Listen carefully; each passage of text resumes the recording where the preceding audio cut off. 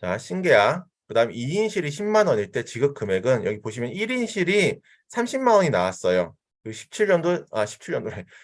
17일을 하고 18일 하고 1박 2일을 입원한 거죠. 그러면은 먼저 해야 될 거는 이거를 제외하고 계산을 해요. 그래서 이거 0이 하나 더 있어야겠죠? 30만 원 제외하면은 9,700, 600원 이렇게 지급이 되는 거고요. 그 다음에 2인실이 10만 원이라고 했잖아요. 그래서 10만 원에 50%니까 5만 원이 되죠. 그쵸? 그리고 1박이었어요. 하루 1박이었기 때문에 5만 원 더해서 14만 7,600원이었던 거예요.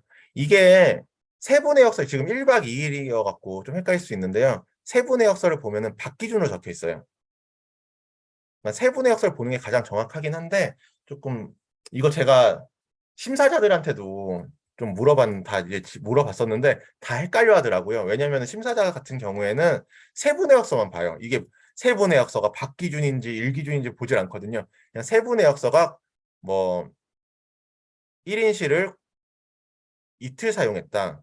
그 다음 뭐 특실을 1일 사용했다 하면은 3일이잖아요. 그래서 3에서 그냥 뭐 5만 원 해갖고 이렇게 계산을 하는데 얘네들이 이게 박기준인지 일기준인지 잘 모르는 거예요. 그래서 문제 이거 너무 어려워 이렇게 얘기를 하긴 했었는데 뭐 그냥 말씀드리고 싶었던 거는 세부 내역서에 이게 박기준으로 적혀 있긴 한데 세부 내역서에 적혀 있는 일수가 적혀 있어요. 2번 일수가 세부 내역서에 그냥 진단서에는 1박 2일간 입원했습니다 이렇게 적혀 있잖아요. 2일간 입원했으면 적혀 있는데 세부 내역서를 보면은 1이라고 적혀 있어요. 왜냐하면 1박 2일이면 1박을 내잖아요 보통 돈을. 특실을 사용하면은 그래서 1일치가 나가요. 그래서 1박에 얼마다 이렇게 계산이 되기 때문에 세분의 약설 보면 박기준일 거예요. 그래서 세분의 약설 확인해서 요 신계약은 계산을 하는 게 가장 정확합니다. 그래서 아마도 그러면은 박기준으로 적혀 있을 거예요. 근데 뭐 납병동으로 적혀 있을 수도 뭐 납병동이 들어가고 금액이 달라질 수도 있고 하니까 그때는 세분의 약설 보는 게 가장 정확하겠죠. 그래서 요거 이렇게 좀 어려울 수 있어서 제가 빨간색으로 좀 칠해놨고요. 다음은 이제 뭐 다른 건 별거 없죠. 이거 제외하고 97,600원에 신신계약이니까 90%죠. 그래서 87,840원. 그 다음에 이거 50%죠. 그래서 15만 원 해서 23만 7,840원이 지급이 되는 겁니다. 그리고 16년도도 뭐 똑같고 17년도도 똑같아요. 다. 이거는 뭐 달라질 게 없어갖고 별로 어려울 게 없었고요. 자, 두 번째 문제 볼게요. 자, 두 번째는 좀 복잡해졌죠. 17년도 2월 1일부터 10일 입원했는데 10일 중에 2일은 특실을 입원했고요. 300만 원 나왔어요, 총. 그래갖고 11일 입원 중에 2일은 특실을 입원해서 200만 원이 나왔고요. 그 다음에 3일은 1인실을 입원해갖고 100만 원이 나왔어요. 나머지 5일은 일반 병실을 입원해갖고 안 나왔대요. 이럴 경우에 어떻게 계산이 되냐. 그래서 이거는 좀 답이 다를 수도 있어요. 아까 말씀드린 것처럼 세분의 역서가 들어간 게 아니다 보니까 좀 달라질 수 있겠지만은 아까 말씀드린 것처럼 저희가 그냥 이건 박 기준으로 계산을 한 거예요. 그래서 여긴 다 지급이 되잖아요. 97,600원 신계약이니까 97,600원 다 지급이 되고 2인실이 10만 원이에요. 그래서 내가 특실 사용한 거 이틀. 그 다음에 이제 1인 사용한 거 3일인데 이게 뭐 그냥 박 기준이었으면 이게 1박 2일이었을 거고 이게 2박 3일이었을 거 아니에요. 2박 3일? 어, 이러면 애매한데. 하루 더 뭐 3박이었겠죠? 하여튼 뭐 그렇게 계산을 한 거예요, 저는. 박 기준으로 대충 계산했어요. 5일 중에 4박을 계산한 거예요. 그래서 4로해서 29만 7,600원. 그러니까 이거 뭐 정확하게 이게 문제가 조금 세분의 역수가 들어간 게 아니다 보니까 다 어렵긴 하죠. 그래서 제가 이거 문제 풀이를 한 번쯤은 해봤으면 좋겠다 생각을 했던 거예요. 왜냐면은 그만큼 다들 공부를 이제 나온 대로 지급받았지 제대로 공부를 해본 적은 없는 거잖아요. 공부라기보다 계산을 제대로 해본 적도 없었을 거예요. 제대로 지급됐거니 하고 그러므로 고객이 손해를 보는 케이스가 생겼을 수도 있는 거죠. 그래서 요렇게 이제 처리가 되는 거예요. 계산 방법은. 그러니까 내가 어느 정도 알고 있으면은 보험회사에 이의도 제기할 수 있고, 이거 이렇게 지급되는 거 아닌가요? 내가 틀렸을 수도 있겠지만 계산을 해볼 줄만 알았으면은 그럼 거기서 이렇게 해서 이렇게 지급이 된 겁니다라고 얘기를 하면은 또 배우는 게 있을 거고요. 그래서 한 번씩 계산해 보는 것도 나쁘진 않아요. 근데 보험회사에서 그렇게 많이 틀리진 않습니다. 아까 말씀드린 것처럼 전산에서 계산을 하다 보니까 그렇게 실수를 많이 하진 않는데 예전에는 다 저희가 엑셀에 그 손으로 다 썼었어요. 그래서 잘못 지급되는 케이스가 생각보다 많았어요. 왜냐면 손으로 다 치다 보니까 오타가 생길 수도 있잖아요.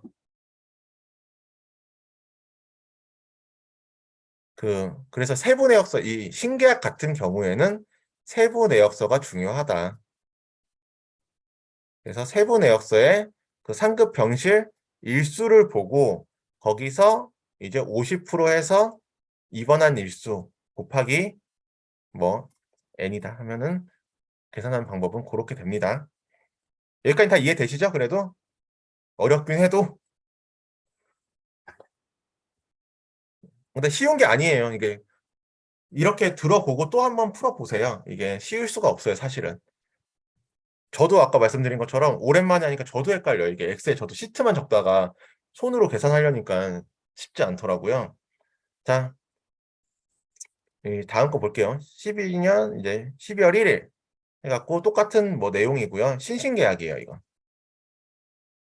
신신계약인데 신신계약은 이거 90%죠. 그래서 90% 나온 거고요. 그럼 이거 계산해야 되잖아요.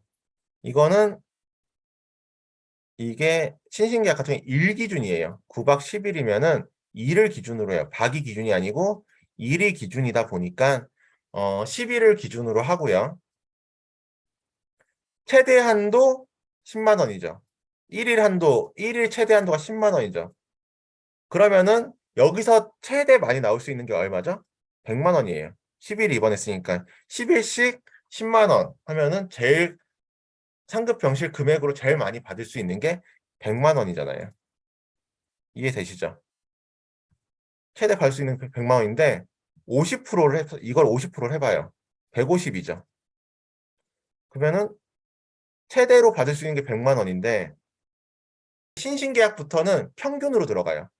평균 입원 평균 상급 병실 금액으로 들어가요. 그러니까 그냥 이 금액 보면 돼요. 그래서 신신계약부터는 굳이 세분의 엽서를 들여다 볼 필요가 없어요. 그냥 내가 나온 금액 그리고 내가 입원한 일자 요렇게만 보면 됩니다. 그래서 내가 10일 입원했고 300만 원이 나온 거예요. 그러면은 하루 평균 사실 30만 원인 거죠. 계산을 한다고 치면은 30만 원이고 이걸 50% 하면은 15만 원이에요. 그러면은 10만 원보다 크니까 100만 원이 지급이 되는 거고요. 그래서 이렇게 두 개 더해서 금액이 계산이 되는 거예요. 그래서 제가 항상 얘기할 때 뭐죠? 뭐 심화 과정 강의할 때 요거를 좀 빨리 계산하는 방법을 강의를 하거든요. 그래서 2인실 같은 경우에 요즘에는 어, 그 건강보험 적용이 되잖아요. 그러면 병실 차익이 안 나오잖아요. 그래서 그냥 지급이 돼요. 따로 지급 처리가 될 게 없어요, 이거는. 그러니까 뭐 빼고 이게 아니고 그냥 이 금액이 처리가 되는 거예요. 여기 10만 원이다 하면은 상급 병실 차액이에요. 그래도 병실 차액이 안 들어왔기 때문에 이제 뭐 문제될 게 없습니다. 지급이 되는 거예요. 그 다음에 1601 이후 상품 말씀드릴게요. 이것도 뭐 똑같아요. 이것도 1601은 똑같고 이것도 아까랑 똑같이 신계약이랑 똑같이 계산하면 되는 거고요. 병실 차액은 지금까지도 바뀐 게 없어요. 신신계약부터 뭐 4세대까지도 병차에는 바뀐 게 없다 보니까 똑같이 계산하면 됩니다. 병실 차액은.